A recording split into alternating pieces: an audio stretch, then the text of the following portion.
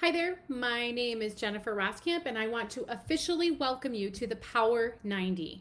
In this video, we're going to spend ideally 90 minutes, hope to not go very long, much longer than that, but we're going to spend time working through the contents of your Life Management CEO Planner. I want to talk you through how to use it. I want to share some tips with you, and I want to give you the time you need to actually fill it out. So I want to encourage you to set aside 90 minutes of undivided time where you can focus on just filling this thing out. I don't want you to have something that you can't use. That said, if you get interrupted, I want you to pause the video and then wait until you get some more undivided time and attention to be able to come back and work on it further, okay? So here's what you need to do.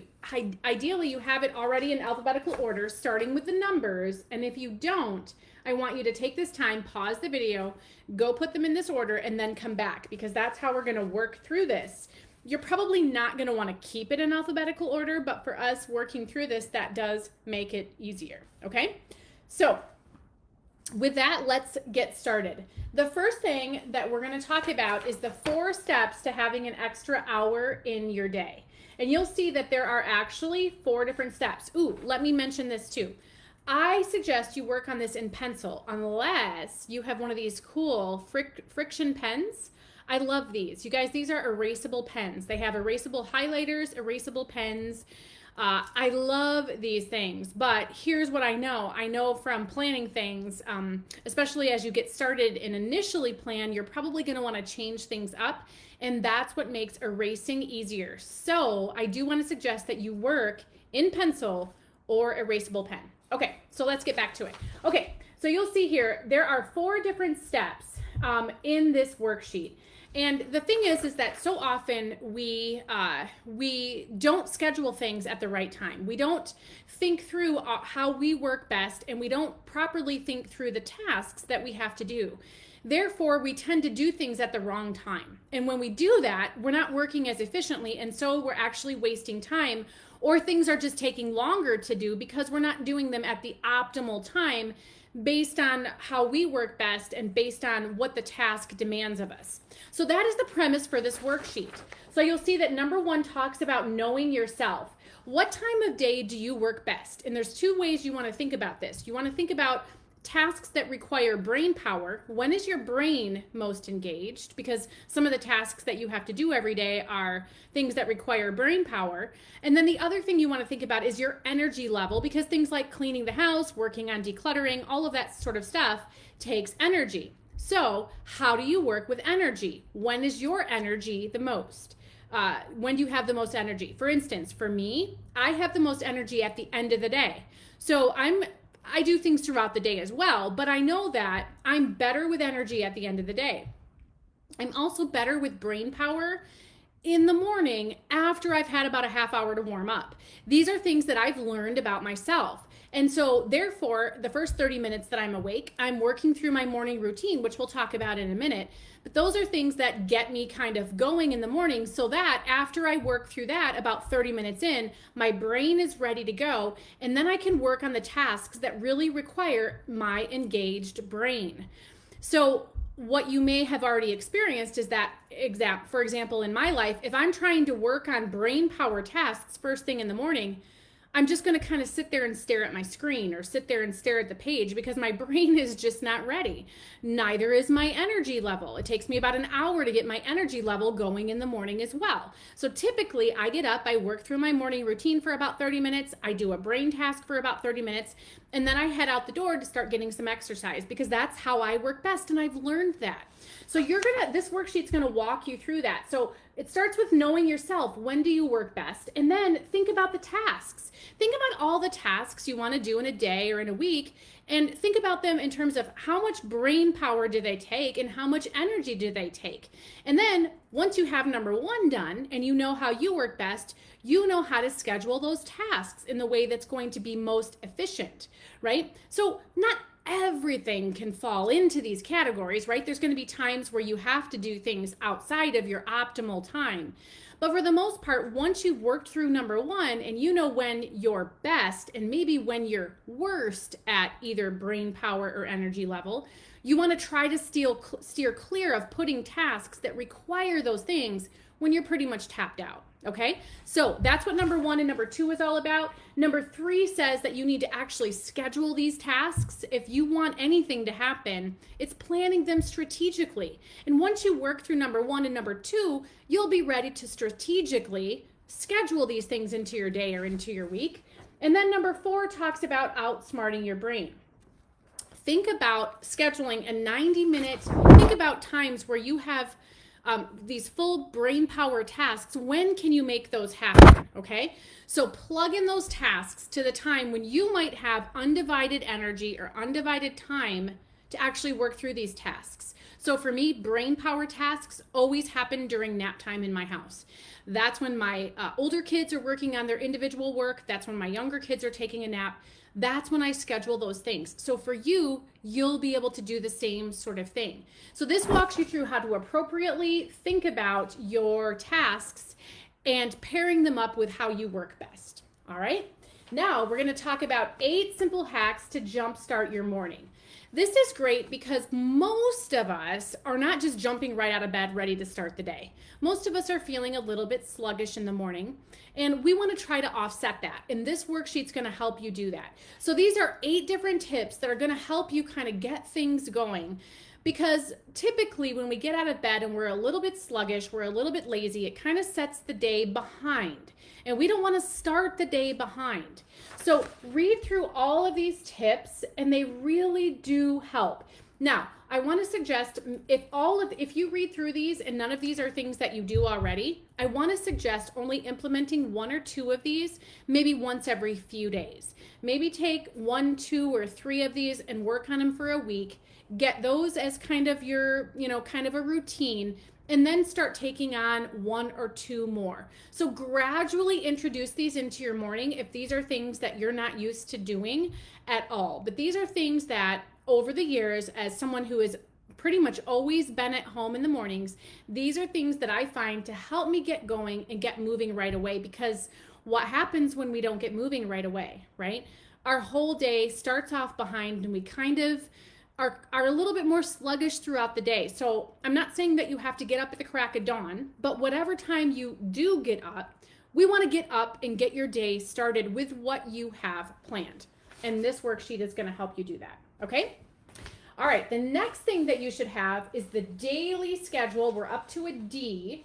You want the daily schedule for working women. Okay?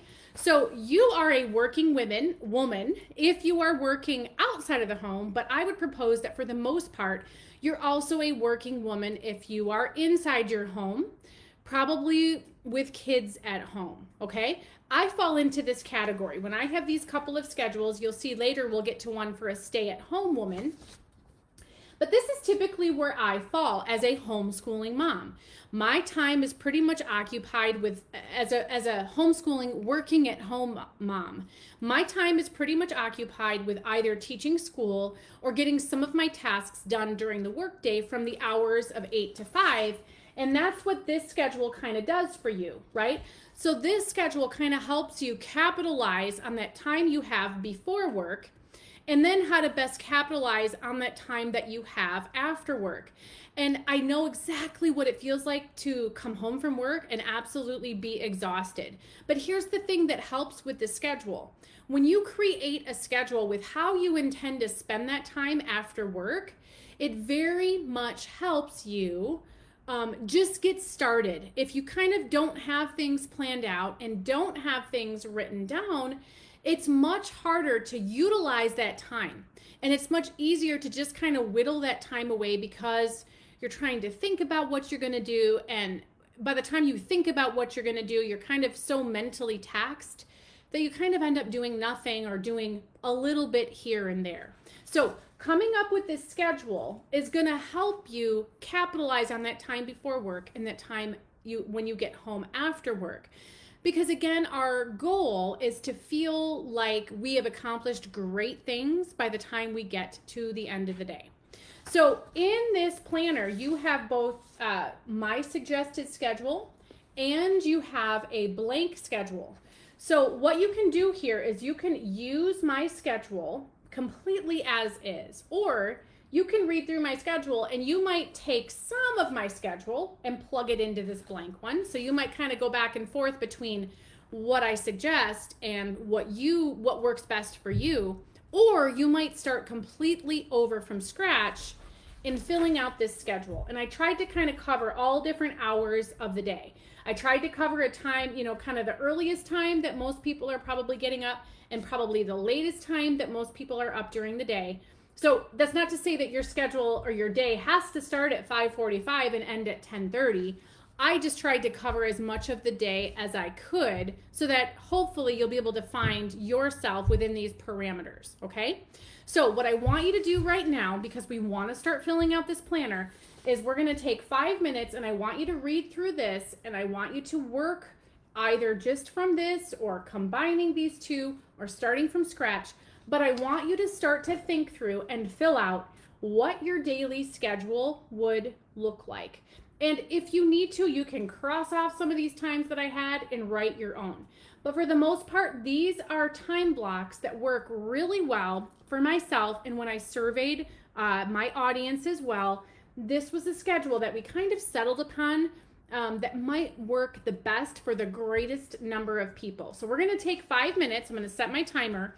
And I want you to come up with a working schedule, a daily schedule. If you are a working woman, whether you are working outside of the home or inside your home, and you might say, you know what, I'm not necessarily working for a job that pays me, but I might be a homeschooling mom, or I want to be able to devote my time to just the mom hat during the working day hours. So this schedule might also apply to you, even if you are a woman at home and you want to be able to divert your attention during these hours to other things. And maybe you say, I want to only get my other tasks done in the morning and in the evening. So this will apply to a lot of different people. So I want to encourage you to take this time to start working on this schedule. If you are a working woman, or if you are someone who wants to just devote these hours, just kind of want to take these things off of the map during the typical work day hours, okay? So I'm going to play a little music. We're going to set my timer. We're going to take 5 minutes to work through this right now, okay? All right, let's get started.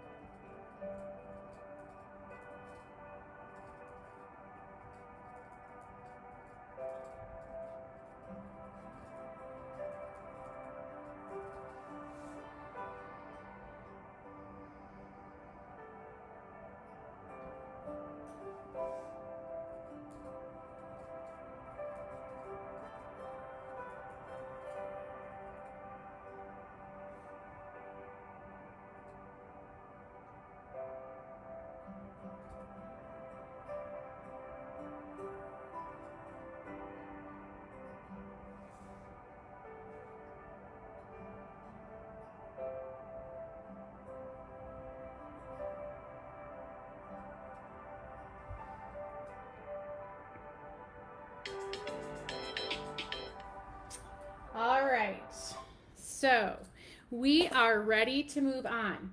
So in alphabetical order, we are now going to talk about the daily task mapping worksheet. And I think this might be my favorite worksheet in the whole planner because this is going to free you. This worksheet, I created this worksheet because I think as a society, we have come to glorify a long to-do list. And the longer we can make our list, the more accomplished we are, the better we can feel about ourselves. And what's happening is we are creating these lists that are so long that no human could ever accomplish throughout the day. And so then what happens is we get to the end of the night and we have this big long list and we've crossed hardly any of it off, if at all, or we look at it and we've realized what we haven't accomplished, and we go to bed feeling like, man, I totally messed up today. We go to bed feeling that way. So how anxious are you going to be to get out of bed the next morning and start the whole thing over again, right? Like, you're not. So this worksheet talks you through how to get down to planning just your one most important task to focus on every day. So what we need to kind of do is we need to throw away what we think about what we need to do every day and what we think about a long to-do list. And we need to realize that a short to-do list is so much better, okay? So here's how you work with this worksheet.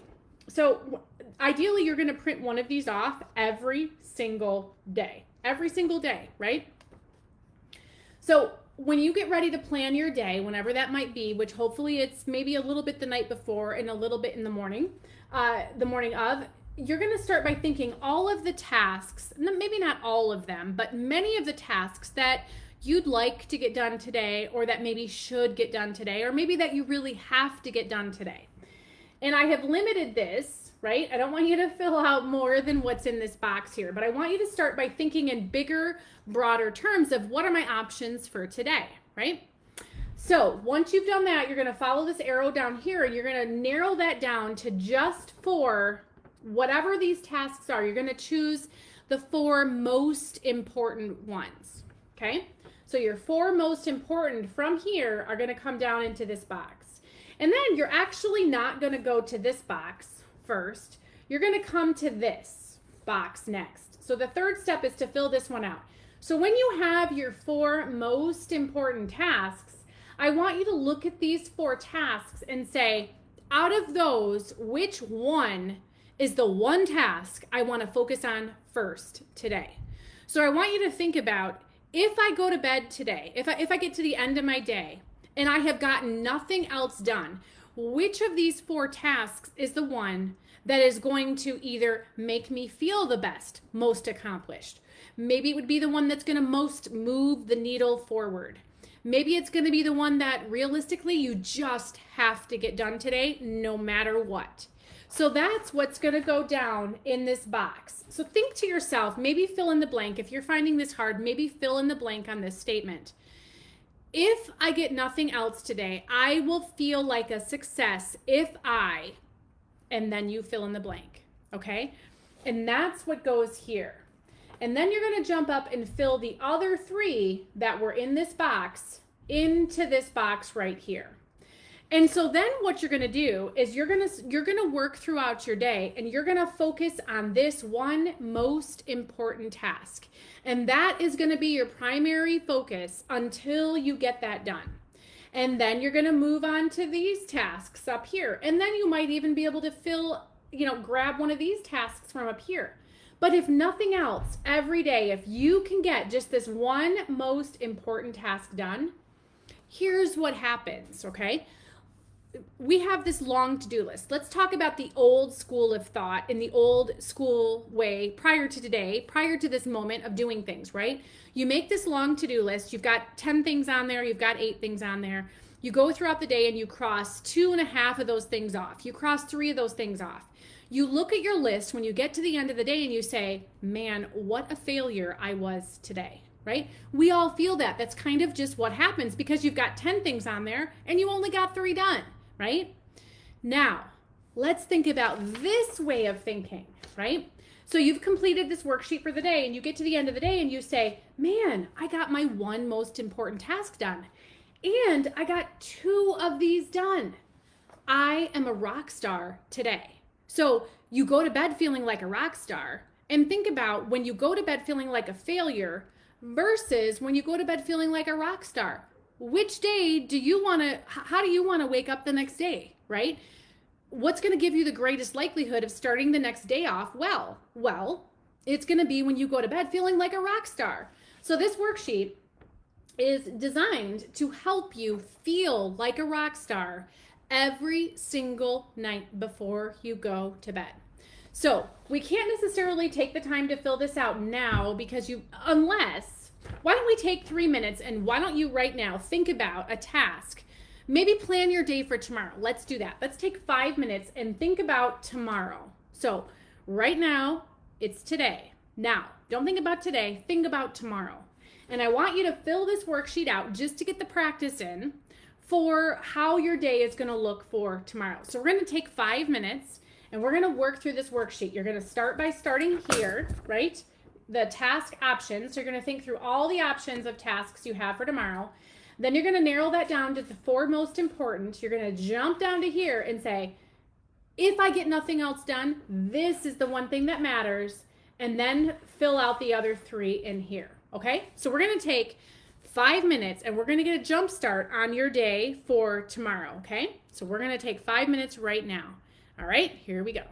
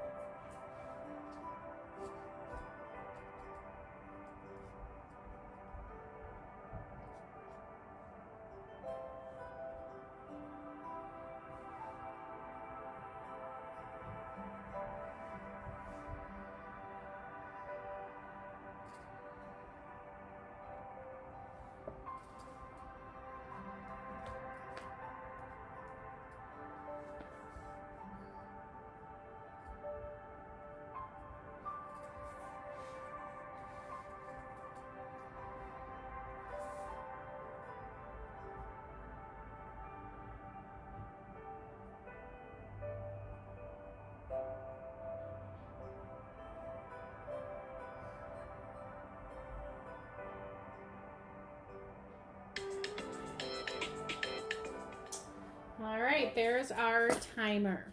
All right, alphabetically, next we have get up earlier tips. This is a really powerful worksheet because the more and more women I talk to, the more I hear about how, man, I wish I was a morning person. I'm just not a morning person. Now, not all of us are morning people, okay? But if you are someone who says, I want to get up earlier than I do right now, or if you are someone who says, I want to make getting up earlier easier than it has been for me or than it is for me currently, this worksheet is going to be for you, okay? Because there are some super important things. A lot of times we don't realize that we actually jeopardize our ability to get up at whatever time we want to get up by not doing some of these things. So, for instance, not getting enough rest, moving your alarm. If you are someone who tends to just hit snooze or just hit snooze and then, or shut it off, right? Or hit snooze too many times or shut it off, you need to remove your ability to be able to do that. So that's where I talk about moving your alarm, whatever that means, whether it's a phone or an alarm clock or whatever that might be, move it across the room so that you actually have to get out of bed, right? I talk about using motivating rewards. For me, if I don't get up at the right time, I don't get to work through my whole morning routine, which means I don't get to do some of the things I enjoy the most. So having a motivating morning routine, which we'll talk about in a minute, is a really smart way to help ensure that you're going to get up on time. But having a reason to get up out of bed on time helps. Also, getting up 15 minutes earlier even than you need to. So whatever time it is, we're going to talk about the waking time worksheet in a little bit. That's in this planner as well. What I suggest though is that in order to get up earlier in the morning and really make the most of your mornings, take whatever time it is that your worksheet decides you need to get up and bump it a little bit earlier by 10 or 15 minutes. Because when you do that, you automatically get a buffer into your morning and into your day, which is kind of going to give you 15 extra free minutes, if you will. And that is very helpful. Also, rewarding yourself. I mentioned I don't get to do some of the things that I enjoy in the morning if I don't get up on time. So that's a good motivator for me to get up on time, is the fact that I reward myself with things I enjoy in the morning. Also, if I go on a good streak of getting up on time, I like to mark my streaks. I like to keep track of my streaks for the things that I really want to make a habit of doing or the things I really want to improve on. So for instance, some of my streaks are making sure I drink enough water, making sure I get exercise the amount of days that I want to get exercise. And if I've been struggling to have a morning routine or an evening routine, I'll actually track that with a streak as well. And when I have a certain number of days in a streak, like usually it's 5 if I do really good Monday through Friday, or sometimes it'll be 7 where it's a whole week. If I do good on a streak with one of these things, I like to reward myself. It's a good motivator to make sure that I'm doing what I intend to do. And so working with a reward is a really great way to make sure that you're doing what you want to be doing. So I suggest that with getting up earlier, find a way to reward yourself so that it's not so far off in the future, but yet you're not rewarding yourself all the time either. Kind of finding the perfect balance to reward yourself in terms of time. But when you, especially if mornings have been a struggle for you, make sure that you reward yourself. If you're getting up earlier in the mornings, make sure to reward yourself enough to make yourself want to keep doing it. And then finally, get whatever you need the night before. For me, this is huge. Part of my morning is that I go out and I go to the gym, or I go out and I go for a walk or a run. The last thing I want to do is be hunting around for my clothes and my shoes and my earbuds, which happens sometimes. But so when I know that I'm not going to be able to get out and go to the gym or get out and go to my exercise, get my exercise, it's not very motivating for me to get out of bed, because I know I'm going to have to shuffle around through things to find these things that I need in order to do something that I enjoy. So preparing that stuff, ahead of time really makes it easier for me to get out of bed. And then also getting out of bed right away. I try to explain this to my kids. I even try to explain this to my husband, who has trouble. The more you hit snooze, it's kind of like you're saying to yourself, you know what? I really don't feel like facing today. I'm just going to give myself another 8 minutes, or I'm going to give myself another 10 minutes to just pretend that today isn't already here. And I'm not here to say that if you're a bad person if you hit snooze or if you're not jumping right out of bed. But it really does help. If you've never tried it, I suggest you try making sure that you set your alarm for the right time, meaning with that 15-minute buffer, and that you actually get out of bed right away. Once you get out of bed, it's going to be harder to go back to bed. So just getting up, getting out of bed, and starting your morning really helps you actually get out of bed on time. So that's this worksheet. Next, we have how to get more done every day. These are some things that are super powerhouse things. When I think through, and I have people who say to me, how do you get so many things done in a day? How do you juggle it all? I really had to think about coming up with just some really powerful things that I do to make sure that my days are productive. And that's kind of part of what came into this worksheet, okay? So we've already talked about the first thing, getting up 15 minutes early, because it just gives you that 15-minute buffer, because every single day there are things that come up, there are things that you don't plan on, things take longer than you thought. All of those things kind of happen. But when you've got a 15-minute buffer, it kind of just allows you a little bit of breathing room so that when things go wrong, you don't have to freak out quite as much. So it's just a really good idea to get that 15-minute buffer right off the bat. And then having 3 non-negotiables. These are things that you determine are very helpful for you to do every single day. Think of these as little things you do to pour into yourself. These are your 3 little self-care things that you do. They don't have to be time-consuming. They don't have to be huge things. But these are things that you are going to do day in, day out, pretty much come what may, because these are things that you've decided, these are my non-negotiable things. I'm going to make sure that I take the time. I'm going to make sure that I make the time to get these 3 things done every day. Okay, so that's what's right here. I can't read behind this. Make a list with, oh yes, we talked about this already, right? Making a list with only one most important thing to do every day. Then 3 additional optional tasks. The daily task mapping worksheet walks you through this. Having a separate list of ongoing tasks. When we talk about this daily task mapping worksheet here, what I like to do is before I work here, so kind of when I think about my month, I break down what I do actually is the easiest way I find to plan is if I plan a year in advance, it's almost a little bit too much. So I pretty much like to plan by quarters. So when I'm setting goals, when I'm thinking about what I want to get done, I start with quarters. What do I want to get done in this quarter? From that quarterly list comes my monthly list, okay? So when I look at, and actually when I make my quarterly list, I kind of, in pencil again, I kind of assign those things to specific quarters, to specific months from that quarter. So ideally, I kind of already know when I'm doing what, and it's kind of evenly distributed in terms of how much time and effort each task takes. Okay, so I start with quarterly, then I go to monthly, then I go to weekly, and from weekly I go to daily.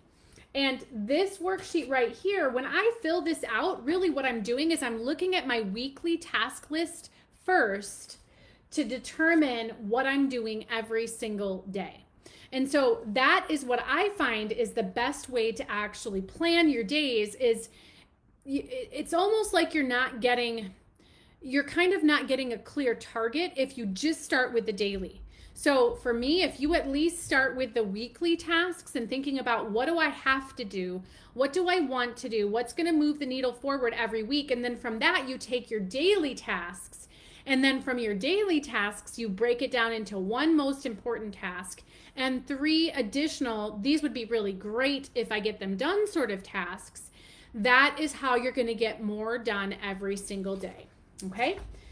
Then by the way, let me come back to this tip. So having an ongoing task list, I kind of just jot everything down that I have to do at any given time. Anytime something pops into my head, like, oh, I've got to clean out the gutters, or I want to clean out the garage, or I have to remember to vacuum out the van, or I have to remember to get stuff together for donation, or whatever it might be. I kind of just have, and for me, it's a simple notepad like this.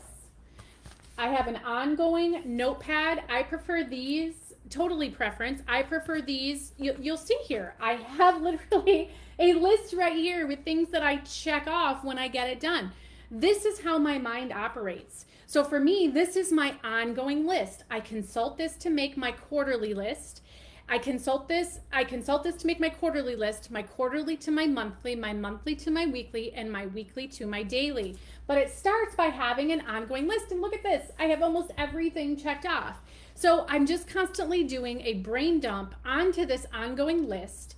And that helps make you more productive, because you'll get more done, because not only are you getting done the things that you really intend to, but you're also not having to sit and think about, what is it I need to do this quarter? Or what is it I need to do this month? Or what is it I need to do this week, right? You kind of have this ongoing paper trail. I'm big on a paper trail. And if you prefer to do this, have your list maybe digitally or in your phone, that can be helpful, because sometimes you think of things when you're standing in the grocery store or whatever. But if you have a paper trail of things that you don't want to carry around in your brain, the more things that I carry around in my brain, the more ping pong balling bouncing around I seem to have in my brain. And so I think all of us can be more effective and get more done all the time, be more productive if we can limit the amount of that ping pong balling going back and forth that we have. And so having an ongoing list really, really helps with that. I'm glad I had that you can see how much I have that around me. It's right here, and I didn't even think about the fact that I would want that. But having an ongoing list of tasks that you want to get done or need to get done is super helpful. Okay, and then, sorry, I can't read backwards. Have blank space in your schedule every day. So this is kind of like that 15-minute buffer when you're getting up 15 minutes earlier. Same sort of thing. You want to have, I suggest, at least 3 times throughout your day where you have nothing scheduled for 15 minutes, 20 minutes, maybe even 30 minutes. This allows you to have things take longer. This allows you to have things come up that are unplanned. And you don't have to feel so frazzled, like, how am I supposed to fit this into my day? Because you've got these times figured into your day that allow you to just kind of overlap into them, or allow you to slide things that might come up into that time. It helps you feel a lot less frazzled during the day. And what happens when we feel frazzled? For most of us, we just kind of shut down, right? We're kind of like beep, beep, beep, brain overload, can't do anything, right? So when you have these blank spaces, it allows you to move things into there, which allows you to keep moving forward. And that's the value in having blank space every day. I suggest 3 that are between 10 and 30 minutes, just so that you can slide some things into there and be a little bit less frazzled. And finally, having pockets of calm. Do you guys have this? Even if you have kids at home, this is so important, and you need to figure out a way to make these happen. These are an opportunity, I suggest 3 times throughout the day, where you can go into your bedroom, you can hide in your bathroom, you can do whatever, where you can just take 10 minutes 3 times a day to just catch your breath. You might listen to something, maybe you need to drown out some of the noise. You can listen to a podcast or part of a podcast episode, part of an Audible book. You can listen to some music. You can spend some time just quiet, listening to nothing. You can lay down on your bed as long as you're not going to fall asleep, and just try to catch your breath. Because every day is so crazy for most of us. And if you have 3 pockets of calm throughout your day, it just gives you the opportunity to catch your breath. Because what happens is if you go throughout your day without ever being able to catch your breath, you just get to the end of the day and it's like you've done more than run a marathon. And so we're trying to avoid that from happening. And so those 3, what I call pockets of calm, opportunities to catch your breath throughout the day, schedule them into your day. Okay, 3 pockets of calm. Okay, 10 minutes, that's all. Most of us can figure out a way to come up with 10 minutes. Just give it some thought, figure out how to make it happen. It's huge. All right, so now let's talk about this worksheet, and it's how to get things done with kids. So if you have kids at home, this is going to be super helpful for you, okay? So again, we come back to what I keep driving home, but the reason I keep driving this 1 task a day thing home is because it is so counterintuitive to what we hear. And if this is something that we do, it totally changes how your day goes, But more importantly, it totally changes how you feel about yourself, which therefore changes your relationships. It changes how much of a fuse you have because you are more understanding with yourself. You have more understanding with other people. And because you have a good attitude, because look at that, I'm actually a success today, it just kind of shapes your everyday, which then kind of shapes the next day and the next day. And it just kind of shapes your overall frame of mind in what your daily life is like. And so, especially if you have kids at home, please only focus on one thing a day and focus on that first and then worry about the rest of the stuff, okay? All right, second is to be realistic with your expectations. This is huge. A lot of times we think we can do all things and be all things for all people, and we can't. And so what happens then is we fall short, and then we feel bad. We feel frustrated with ourselves. We feel guilty. We feel like, oh my gosh, I'm messing up my kids. Oh my gosh, I totally messed up today. Being realistic, taking things into consideration, like how much help do I get from people outside? What do I feel like? What is my health like? How much sleep did I get? What are the tasks that I have to do? There is so much that comes into setting realistic expectations. But when you sit down and you think about your daily tasks or you think about your weekly tasks, you need to filter that through what is realistically possible for you. Because the more realistic you can be, the more likely you are to get the things done that you want to get done, which is in turn going to make you a happier person and allow you to be more present in your relationships and all of that. And so being realistic is huge. Next is to train your kids to self-entertain for 20 to 30 minutes at a time. This gives you the time you need to work on making a meal or folding some laundry or picking up the house a little bit. Kids really are capable, but it does take some training. It does take you maybe getting some specific things that they can do and teaching them how to do this, sand activity or this puzzle or this craft idea, teaching them to be independent, teaching them, you can do this without my help. Or if you have questions, you can wait until we're done with this 15-minute individual time. You can train your kids to self-entertain themselves. It does take training. Don't just expect that you're going to get 30 minutes right off the bat, but young kids can even do this.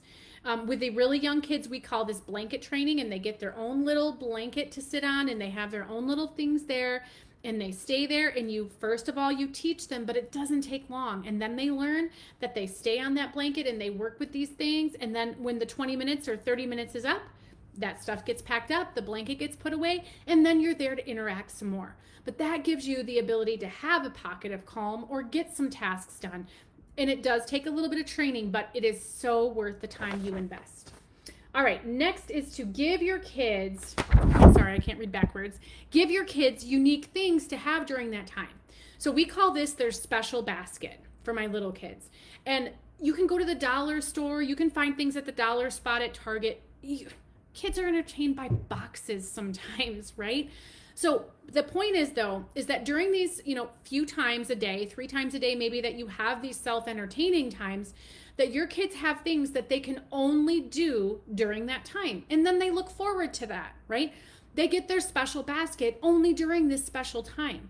So you might have to restock that once a month or however much often. But again, if you're stocking it with simple things, they're toys that they only get during that time.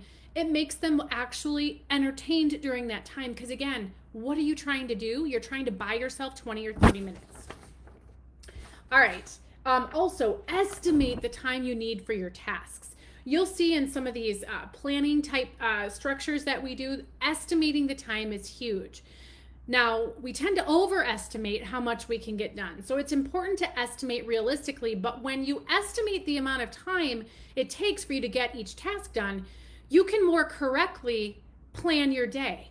Rather than thinking, I can get all of these things done without giving any thought to how much time is it actually going to take me to do this stuff, then you're able to set a more realistic plan or goal for yourself. So estimating the amount of time it takes, even tracking the amount of time it takes for you to do some of the common things that you do every day or every week is really helpful, because then you know how to plan your day, especially when you have kids, right? What do you need to do with your kids? How long are you going to need your kids to kind of entertain themselves? Because what do you need to get done during that time? So learning how to estimate and remembering to estimate the amount of time it takes to do things is huge. Then break down tasks into steps. As a mom, how many times are you interrupted in any given day? As a mom of 9, maybe you're probably like me and you can say, I am constantly being interrupted. When you take tasks and break them down into steps, it allows for those interruptions to derail you a lot less, because you can quickly handle this diversion and come right back to what you were working on and keep moving forward. That's the benefit to breaking tasks down. And then, well, that's not the only benefit, but that's one of them. Also, choosing the right tasks at the right time. This takes into consideration what we talked about with the 4 steps to having an extra hour in your day, where you're taking into consideration and making sure that you're scheduling tasks that take energy when you actually have energy. You're taking and making sure that you're scheduling things that take a lot of brain power, quiet concentration, quiet time, no kids around, and you're scheduling those things when you actually have those things. So this, I think, is super powerful, especially when you have kids. It's hard to make a meal, for instance, when everybody's crying at your legs and your kids are all fighting and all of that, right? So scheduling things at the right time is huge. All right, next we've got something that we're going to fill out, and that is the itemized task list. So a lot of us, most of us, carry the tasks. We know the tasks we have to do, and we really might know the different steps that it takes to complete those tasks. But few of us actually take the time to write these down. And the benefit to writing these down is huge, because then you can plug them into your day more easily, especially if your day is kind of filled up with a lot of different stop and start. I've only got 10 minutes here, 20 minutes there, 10 minutes, 30 minutes. It allows you to plug things into those time frames, and therefore figure out what you're going to be able to do in a day realistically, like we've talked about. But also, when you get derailed and distracted and something comes up, having the steps broken down allows you to much more easily jump back into the task and pick it up and then keep moving forward. As opposed to when you get distracted, or even if your time runs out because you just have to make a meal now, or you have to drive a kid somewhere, or you have to do whatever for work, you've got to leave the door, you've got to leave for work or whatever it might be. Whenever it is that you come back to keep working on the task, you kind of have to say, okay, now where was I, right? And you kind of start having to engage your brain again. Well, when you've got it written down on the itemized task list, you take that, much of that, if not most of that, re-engaging your brain and thought process and energy level and getting your energy back to actually keep working. You kind of bypass all of that because everything's already written down. You just need to get back to it. So the itemized task list basically helps you to just get back to the task and move forward. So what we're going to do now is I want you to think about, and maybe you need to pause the video before you start working on this worksheet, but I want you to think about 2 tasks that you have that you know you need to get done in the next day or 2, and that have more than one step, which realistically, most of our things take more than one step. And when you're filling this out, I really want you to think about all the different steps. Don't just break it down into 1 or 2 steps. Think about, how can I really break this task down into its simplest form? What really is it that I have to do to complete this task from start to finish? And ideally, you're going to fill up a lot of these lines. And maybe with some tasks, you're even going to need to kind of write smaller and have more lines. But this is kind of a learned skill. If you're not used to kind of breaking tasks down on paper, it will get easier. But I really do want you to think about what really is the smallest building block of each task, and that's what goes on this line.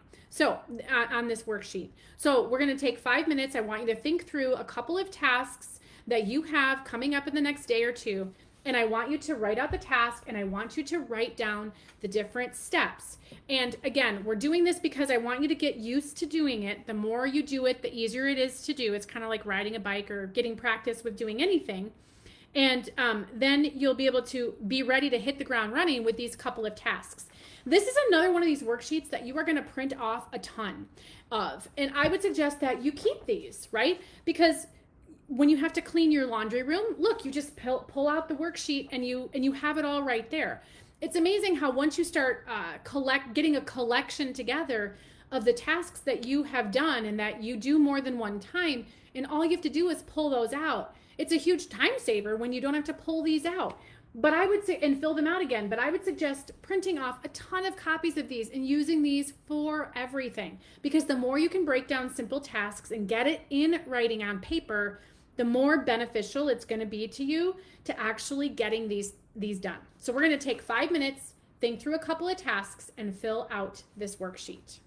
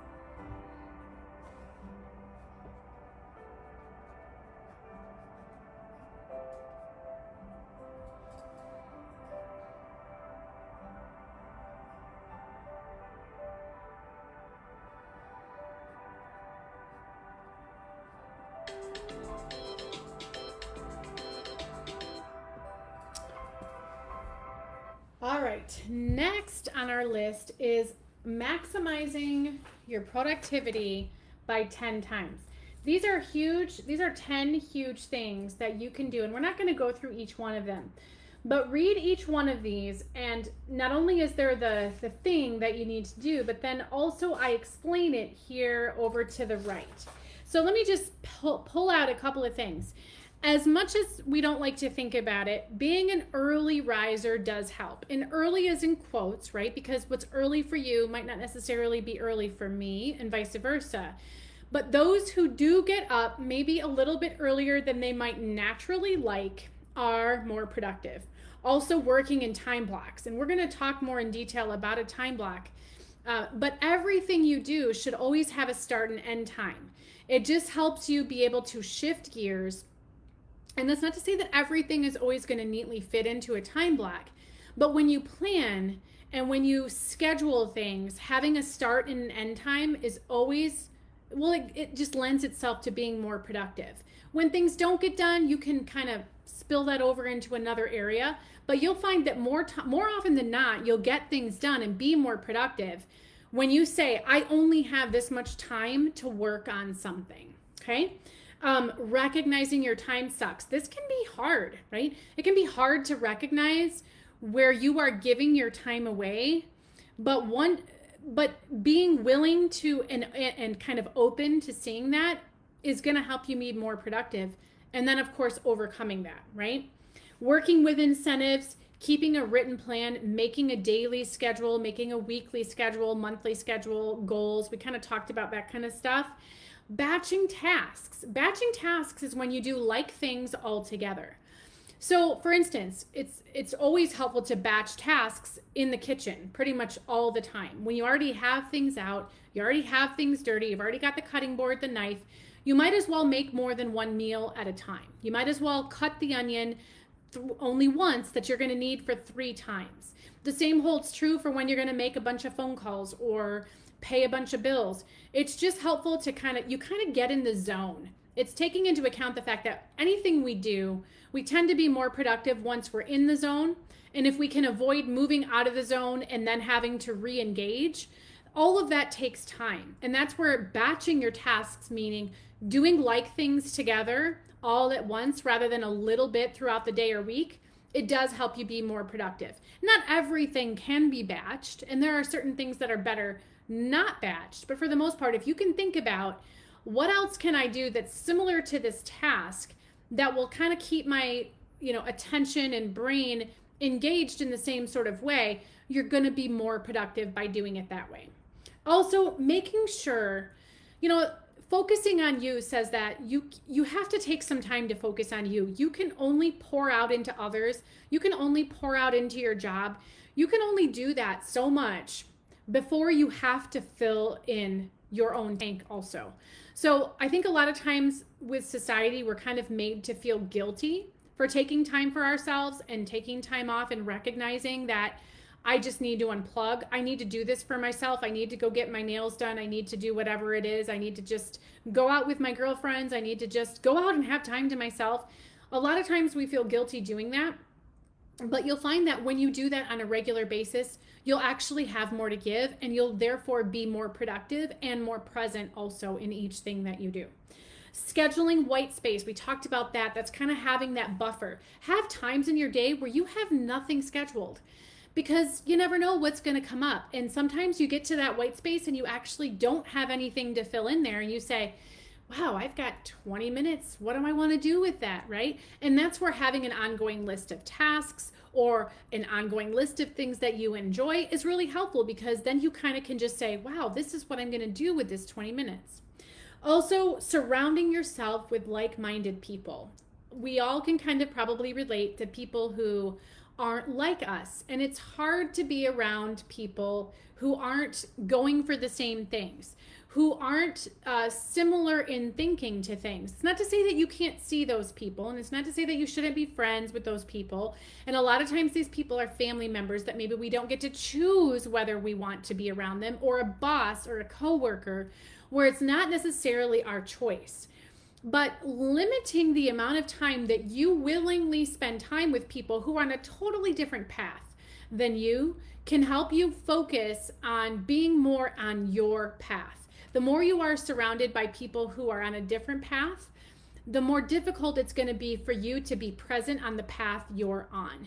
Now, all that to say, it is very helpful to also surround yourself with people who are where you want to be. So that's also in the realm of being like-minded. So they are like-minded to you if they are just farther along in the path. If you have people that you look up to, make sure you're surrounding yourself by those people as well. But limit yourself from people that you know drag you down, people that you know try to convince you to do things that you don't want to do or that aren't in line with your goals or whatever it might be. So just try to limit that, right? You don't always get to choose that, but trying to limit that is going to help. And then finally, learning every day. It can be so simple to do that. It can be listening to a simple 10-minute podcast or YouTube broadcast or something. It can be reading a chapter in a book, watching part of a video, working through a course little by little, learning how to do something you've always wanted to do little by little, like quilting or, embossing things or whatever, cooking, whatever it is you want to do. Learning how to move forward or work towards something that is important to you helps keep your brain fed and helps keep your soul fed. And when you do that, you'll actually be more productive in everything that you do because your mind and your soul are going to be being fed is the best way that I can come up with that. So come up with some things, come up with some ways that even if you're super busy all the time, how can you take in information that's going to help you learn something that you can apply or do every single day and make sure that you're getting at least a little piece of that every day? All right, next on our list is the monthly budget. And this is kind of a beast, right? This is a 5-page worksheet. But the reason it's 5 pages is because I tried to come up with everything you could have that could be part of your budget. And that's not to say that everything is necessarily going to be here, but that's why I also give you some blank space so that you can fill in things that might be more unique to you. But when it comes to managing your life well, you have to manage your money well. If you are someone who has trouble managing your money well, you probably already know that you feel a little bit out of control of your life as a general whole simply because your money is out of control. And that's why managing your money like a CEO is so important, because if you can manage that well, it's going to encourage you, it's going to incentivize you, it's going to motivate you to do other things well and to plan other things well. When you are intentional with your money, it makes it easier to be intentional in other areas of your life as well. So we're going to take 5 minutes to start working through. I will say, as someone who specializes in money, if you know me at all, you know that I am a money coach. You know that I do a lot of coaching people with money. 5 minutes is not going to be enough time to work on this budget. But I want you to, again, in pencil or erasable pen, we're going to take 5 minutes and I want you to start filling in at least a few things that you know that are part of your budget. And then I want to encourage you to complete the whole thing.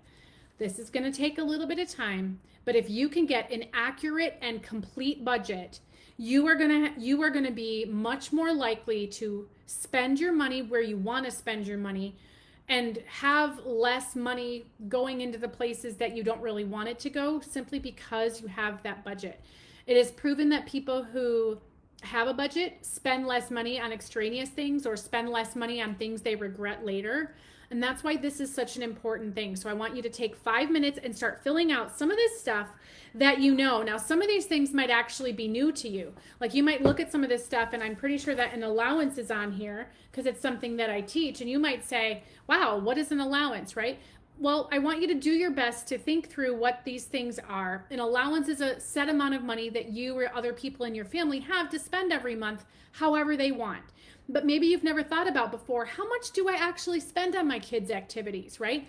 So I want you to start either filling this out or maybe on another piece of paper, start jotting down your other kids' activities, right? You might say, well, I've got baseball and I've got the cleats and I've got soccer and I've got dance and I've got music lessons. So just start working towards coming up with this budget right now. Again, 5 minutes isn't going to be enough time, but it is at least a place to start because once you start, it makes it much easier to just keep going. So that's why it's important to start, okay? So 5 minutes, here we go.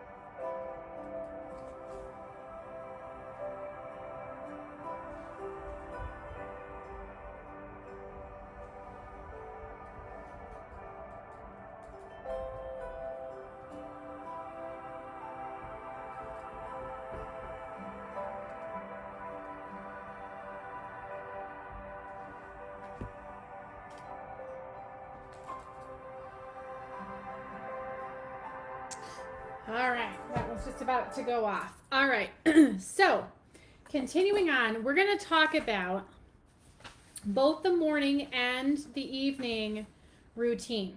So I call these the perfect evening routine and the perfect morning routine Not because they're ever going to be perfect, and not because everything is ever going to go according to plan, but because in order for us to be more successful in anything we try to do, starting with a plan is more likely to make that happen. So what we're doing, if you think about the morning routine as this is my ideal, and you think of the evening routine as this is my ideal, that's what I mean by the evening, okay?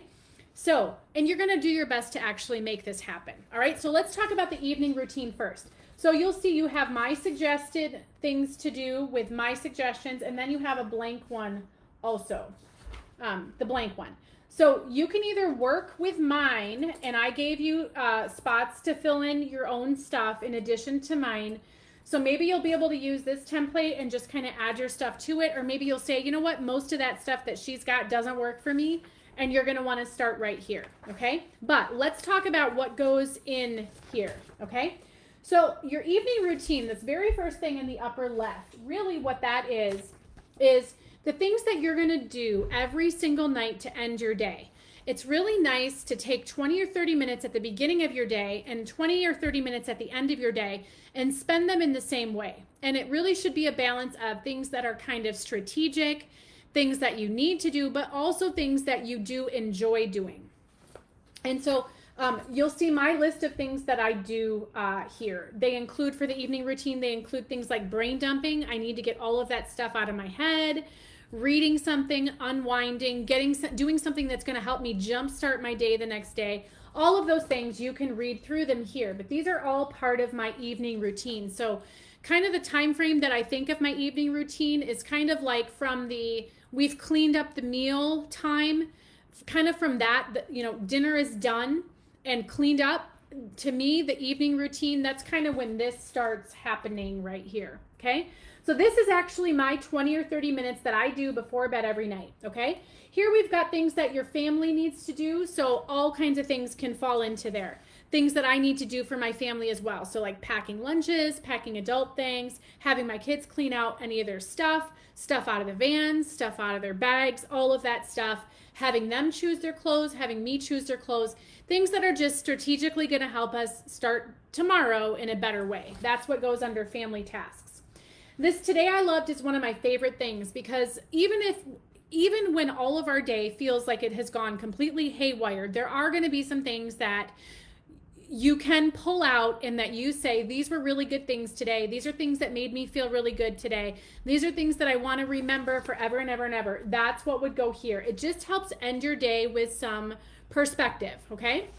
These home routine things here are things that you do that mean the most to you in order to make your day feel like it ends well in your home and make your day feel like it's starting well in your home. So for instance, doing a 15-minute tidy, just doing an overall cleanup, making sure that my kitchen is clean, making sure that the counters are wiped down, making sure that my bathroom counters are wiped down, making sure that the laundry isn't scattered here, there, and everywhere. All of those things are things that I like to do to get my home ready so that when I'm ready to bring my day to a close, my home feels peaceful. And when I'm ready to start the next day, my home feels peaceful. So that's what would go here.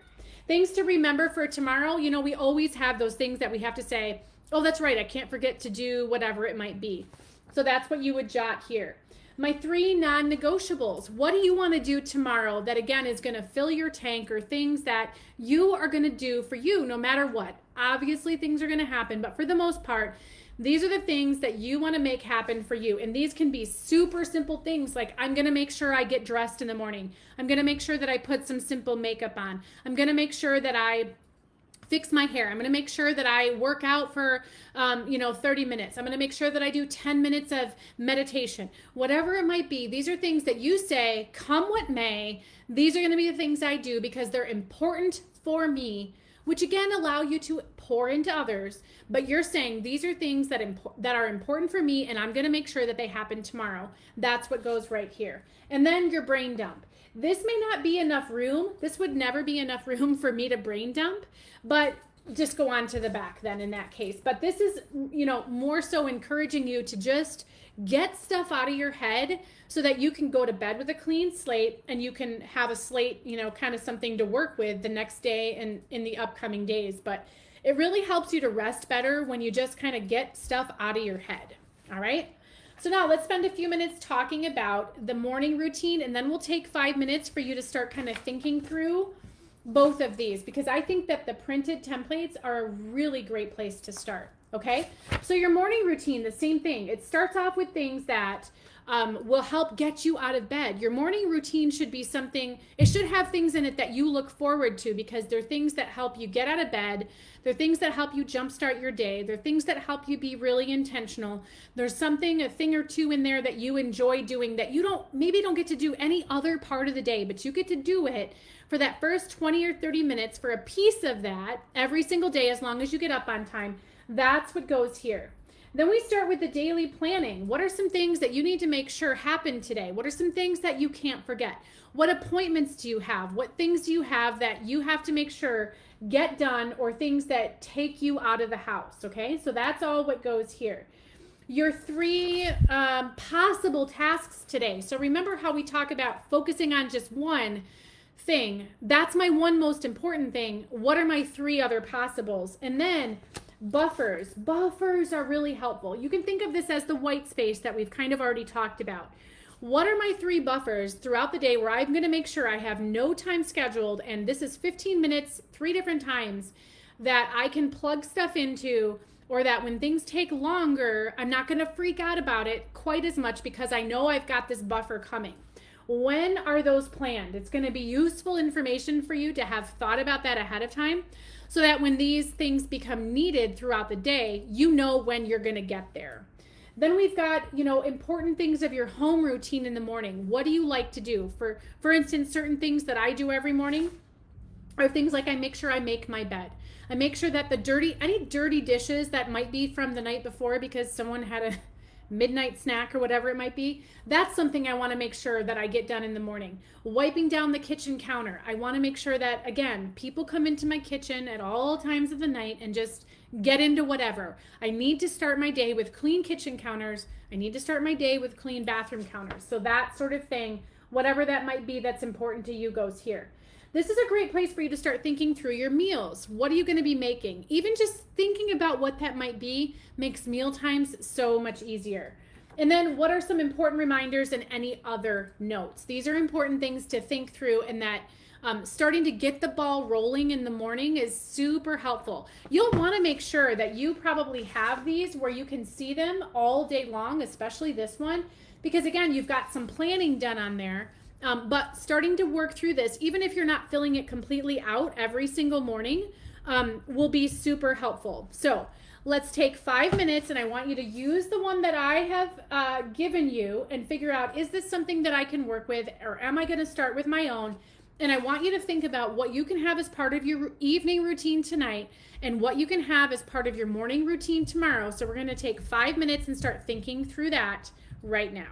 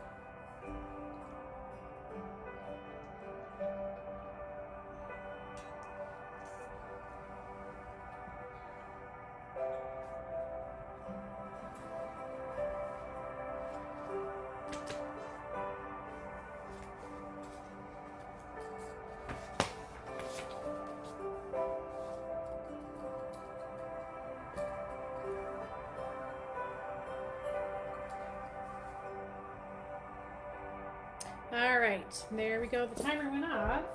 Don't know why it didn't sound, but let's move on to the stay at home schedule. So you might say, you know what, the working mom schedule or the working woman schedule doesn't really apply to me because I'm really at home all the time and I want to know how to best lay out my day. I want to best know how to lay out my day given the fact that I'm home all the time. So just like with the working woman schedule, you've got a suggested schedule here. And again, that's not to say that you need to get up at 5:45 or go to bed at 10:30. I just tried to kind of cover a typical day. You can change these times however you need to. So you've got this one to start with, and you've got this one to work with. If you say, you know what, there's not a lot of this one that I can use. But here's what I find. A lot of women hear that I'm a homeschooling, business owning mom of 9, and they say, how do you get it all done? How does your day typically look? So I wanted to give you, really my day typically looks kind of like a combination between the working woman and the stay-at-home woman because I'm kind of both. And so my time is not necessarily all my own these days because I have a lot of times I have to drive kids places. But for the most part, kind of combining these two schedules is honestly what my typical day tends to look like. But back when I was a stay-at-home mom and I didn't ever have to really go anywhere and I didn't really work outside of the house much, this is how my day kind of laid out. And so that's not to say that your day needs to be packed with as many things as mine does. But what I tried to do, and with the other schedule as well, what I tried to do is cover as many things as what typically in my life and what I hear from other people are part of their daily lives. And I tried to kind of cover as much of that as I could. So you may want to start completely over from scratch. So I want to take just 3 minutes at this point because this is probably a pretty good indication of what your schedule typically looks like. So I want to take just a few minutes and give you the time to kind of start thinking through what your schedule would look like, kind of maybe combining these or starting completely over. But again, work with pencil or erasable pen because you're going to want to try to shift things around, especially if you're kind of new to scheduling things and kind of thinking through your day as every moment being scheduled. You're going to want to start someplace, but you're probably going to find where you want to move things or do things a little bit different. So that's where working with pencil helps. But again, you can make as many copies of this as you need to. And it may be that you need different schedules during different seasons, right? Maybe while the school year is in session, you need one schedule, and during the summer, you need another one. Or maybe during different times of busyness, maybe you have a really busy season at work, and maybe other times you have a slow season at work. So these may be things that you use at different times, and maybe you have different schedules for different seasons, but let's at least get a starting point right now. And if you are a stay-at-home woman or a stay-at-home mom, let's fill out that schedule. And if you are a working woman and you didn't get fully through the other schedule, use this time to keep working on that one. Okay, so here we go with this.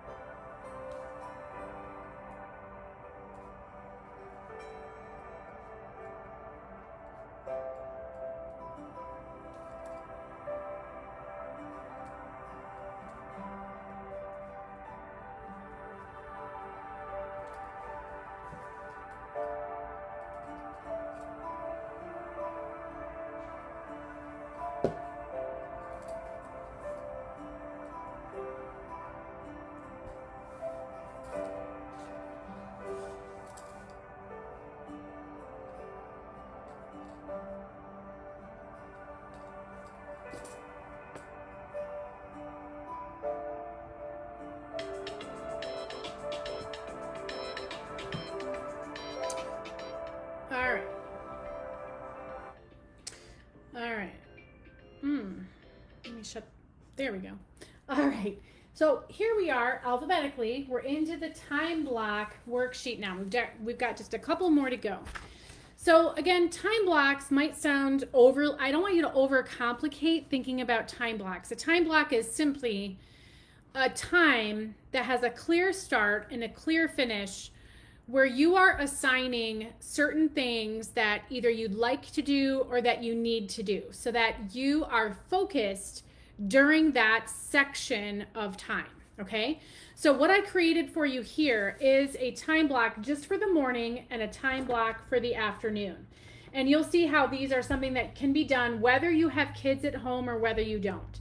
So if you are working outside of the house during the workday, you may want to have 2 different time blocks during the evening. So it's up to you how you want to use these. But I gave you some really good examples here of different things you could do during a time block. And that's not, so a time block could cover for you for here, it could cover a half hour, it could cover an hour, it could cover 2 or 3 hours. But I wanted to give you an example. And so ideally what you would do is you would print off several copies of this one as well so that you have more than one time block. Ideally, you're going to have more than one time block in the morning and you're going to have more than one time block in the evening. But I wanted to give you a really good starting point and a really good example of what a time block is. So ideally, it's nice to just work throughout your day in time blocks, meaning I think where a lot of people fall short in scheduling things, planning their day and actually getting it done is that they're not putting an end time on their things. They're saying that at 10 o'clock, I want to do this. And at, 1, I want to do this. And it's much, much easier to think through things in a start and a finish time frame. Think about it as a school period. Back when you're in school and you're in high school or maybe even junior high and you've got, class period 1 is from, X time to, Y time. So a time block is the same sort of thing where you're going to say, this is my time block for these activities. This is my time block for these activities. And when that time block ends, you move into the next time block. Even if you don't fully complete everything that maybe you intended during a specific time block, you are going to deal with rescheduling that stuff at a later time, but you're ready to refocus on the next time block that you have planned. So we're going to take just a few minutes for you to look at the example that I have here and to start thinking through, just in very basic terms, what is a morning time block and what are some things that you could do in the morning, maybe utilizing some of my examples here or coming up with your own. Come up with some ideas that you can do during a morning time block and how long that might be. And the same thing for the evening. It's a time for you to be just super focused on specific tasks for a certain period of time. That's what a time block is, okay? So we're gonna take just 3 minutes on getting you started thinking about how a time block works. So either work with my examples or come up with some of your own. So what you ideally would want to do is you'd want to either work with mine if you like things that are there or you want to add some more options. And let me just mention too, how you might use this one where I talked about is when you come to 9 o'clock and you say, what are we going to do today? You've already thought through some things that you might do from 9 to 10:30, let's just say. So what you do from 9 to 10:30 might be different on Monday and Tuesday and Wednesday. Maybe on different days of the week, you're going to be doing different things, but you've already thought through, how can I fill that time? So that then when you get to that time at 9 o'clock, using my example, is you would say, I'm going to pull out some of these things. This is what we're going to do today. And maybe it would be different than tomorrow. Maybe tomorrow you would say, I'm going to do this other thing. So it's just some ways for you to think about how you're going to spend your time so that when you get to a time block, you're not left just kind of whittling that away or wasting that time. You've already thought through some things that you'd like to do or that you need to do or that would be really intentional ways for you to spend that time so that you can just get started on doing some of those things when you get to that time block. So let's take some time. 3 minutes is all we're going to take for you to start thinking through some things that you could do during a time block in the morning and in the evening. All right. Let's get my timer going. Here we are.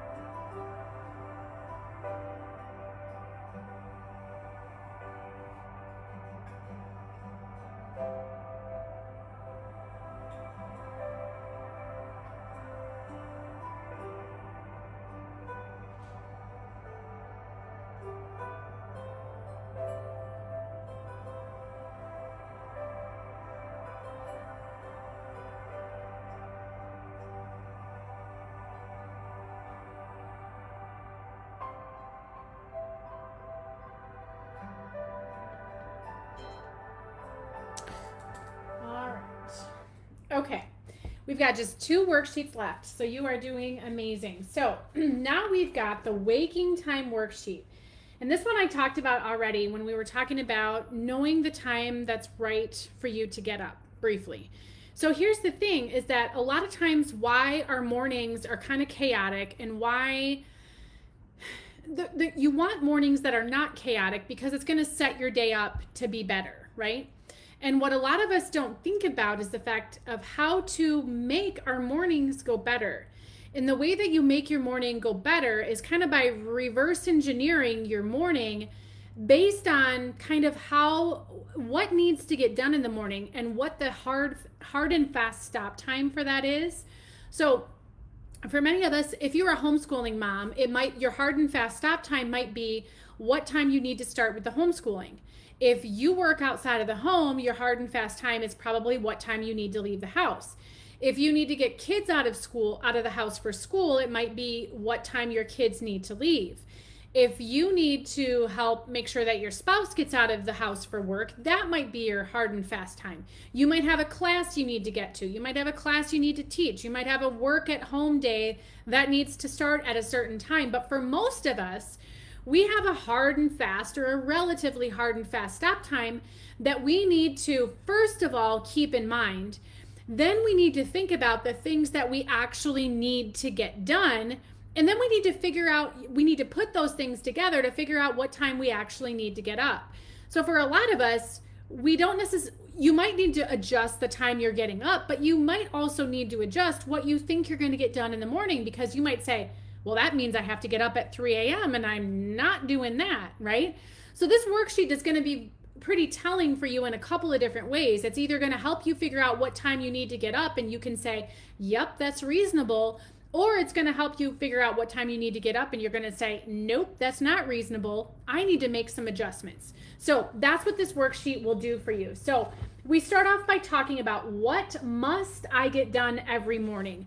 These are the non-negotiables. There is no questions asked. These things must get done. That's what goes right here. Then you can start to think about, what do I need to do for others, right? My kids might need me to make sure that they have their lunches packed. My kids might need me to drive them to the bus stop, or they might need me to drive them to school. You know, there are going to be things that likely, if you live with other people, they are going to need you to do for them in the morning. So that's what's going to go right here. And then what would I like to do in my morning? This is kind of where you start to think about, this would be awesome if I could do X, Y, or Z. It's important to brainstorm through those things. So you're going to say things like, I would like to work out for 30 minutes. I would like to work out for an hour. I would like to be able to take a shower. I would like to be able to do all of these things, right? So you're just going to think about, what would I like to be able to do? And that's what you're going to write in here, okay? So now here's where the formula comes in. All right, so I got to turn my paper around for this. So you're going to say, this is the total time when I take these things and I list the things and I know how long it's going to take me to do each one of these tasks, and I know how long it's going to take me to do each one of these tasks that other people need me to do, and I know how long it would take me to do these things that I'd like to do. You're going to add all of that up together and you're going to come up with a total time, right? So you might come up with an hour and a half. You might come up with 6 hours or somewhere in the middle there, right? So you're going to say, is that a reasonable amount of time? Do I really have 6 hours to give to things I need to do in the morning? And you're going to say, no, I don't. Or you're going to say, yeah, I can totally do that. So it starts by coming up with your total time and saying, is this a reasonable amount of time to spend? Do I reasonably have this much time to give to working through my morning? Okay. Then, okay, so you say, no, this is not reasonable at all. What adjustments do I need to make this more reasonable? So you might come up with, for instance, some things that instead of doing in the morning, you're going to do the night before. Or instead of you doing for people in your family, you're going to say to them, you know what, you need to take on these things. Or it might be that you say, well, instead of exercising for an hour, I'm going to have to cut that back to 30 minutes. You might come up with all kinds of adjustments, and adjustments can come in a lot of different ways.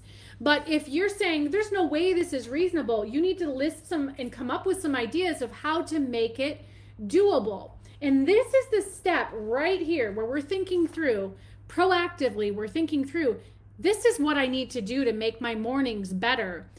This is the piece that is missing, is so much there is a disconnect between this is my end point, this is when my morning ends, and these are all the things I need to do. And so often there's a disconnect between the two. So we need to make that adjustment here, okay? So once you've done that, you need to say, okay, so now I've come up with a reasonable amount of time that I have to give to my morning. So what time does my morning routine need to end? So this might be, I need to walk out the door at 8 a.m. for my job. I need to get my kids out the door by 8:30 a.m. for their school. I need to be ready to drive them to school at 8:30. So what is your hard and fast time? It might be that you are a stay-at-home mom and you don't, maybe you homeschool your kids, and that would be the school time. Maybe you say, my morning routine really needs to end. Maybe you don't even have kids at home. Maybe you're kind of an empty nester. And you say, I know that at 10 a.m. I need to be ready to move on with my day. So maybe 10 a.m. is your time. But you need to think about, if you don't have a hard and fast time to kind of close your morning, because maybe you're an empty nester, or maybe you're at home without kids, what time does my morning need to end? What time do I need to kind of differentiate between my morning and my day? So maybe that's a time that you'll need to come up with, and maybe you've not done that before. And so that's going to be a really powerful thing for you to say, my morning ends now, okay? So that's what's going to go right here. What time does my morning time need to end? And then here's the formula, right? So your end time for the morning routine, your end time for your morning, not necessarily that morning routine-ish thing that was in the top left corner of your morning routine worksheet, but more like your morning activities. What time do your morning activities need to end because kids need to get to school, I need to get to work, whatever it might be? What time is that minus the time needed here, right? After you've made some adjustments maybe, what is the total amount of time that you need? So you take the end time minus the total time that you need for your morning. That's what tells you what time you need to get up, right? So that tells you right here, this is what time I need to get up. So after working through this whole worksheet, you might say, I need 2.5 hours to work through my morning, and my morning time is 7:30. So you might say, I need to get up at 5. Or you might say, my morning time ends at 9 and I need an hour and a half. So I know that I need to get up at 7:30. Working through this worksheet is going to help you determine how to make your mornings actually happen in the way that you need them to happen, with the time that your morning needs to end, and what you are planning on doing. This is the missing piece for so many people. If you can just get this working in a way where it's like, wow, this all works together, it can be totally life-changing, because now your morning is starting off on a positive note instead of always feeling like you're running behind.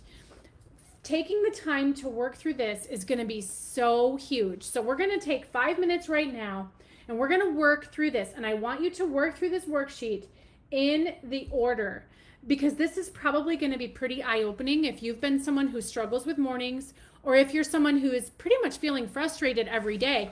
This might be to blame, and you might not even realize it. So that's why this is so important. So we're going to take 5 minutes now for you to think through this worksheet so we can start filling that out. Okay? So here we go, 5 minutes.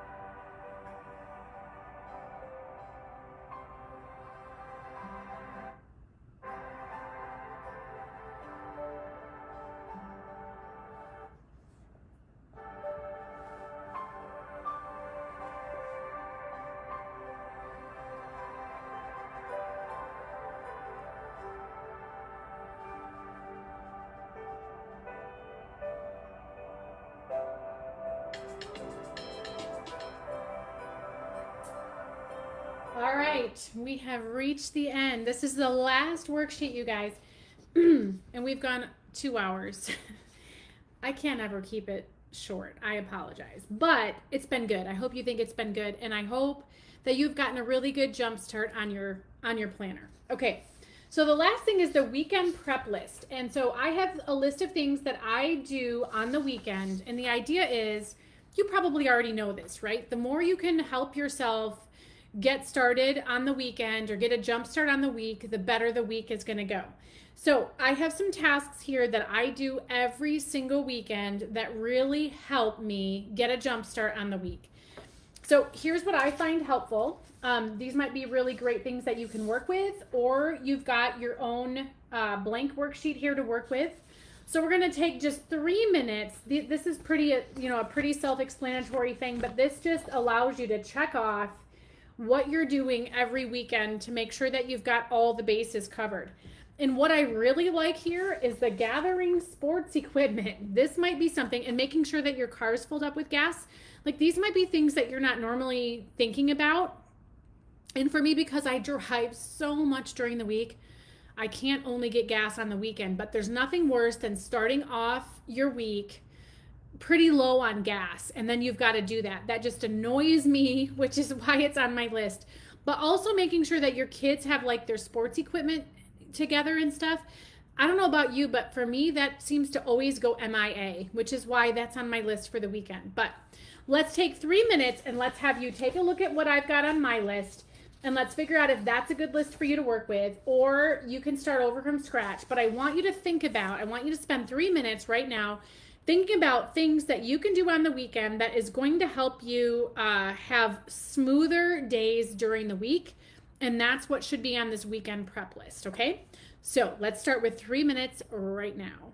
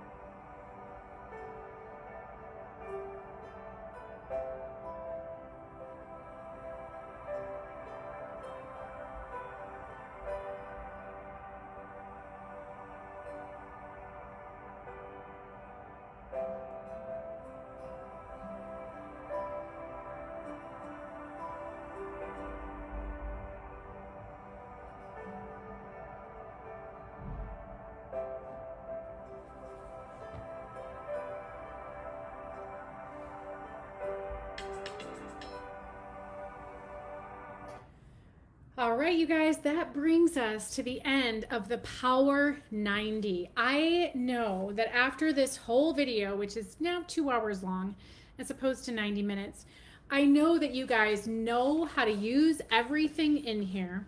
And if you have, and that hopefully you've gotten a good jump start on getting this stuff taken care of too. If you have questions, feel free to still email me, Jennifer Roskamp at theintentionalmom.com. If you are a purchaser of the Platinum package and we have our one-on-one consult call, I'll be excited to help you get unstuck once you start filling this out and figuring out maybe where your sticking points are. So I will look forward to helping you with that. If you are not a Platinum purchaser and you would like to get the Platinum purchase or the Platinum package where you have that 30-minute consult call with me, you can always email me and we can help you get that added in if that is something that you find helpful as you work along with the planner. Okay, so thank you so much for joining me today in the Power 90. Thank you for sticking with me. Thank you for getting all of this hard work done. It's going to be something that is so worth your time. And I look so forward to hearing how this is helping you manage your everyday life. Bye for now.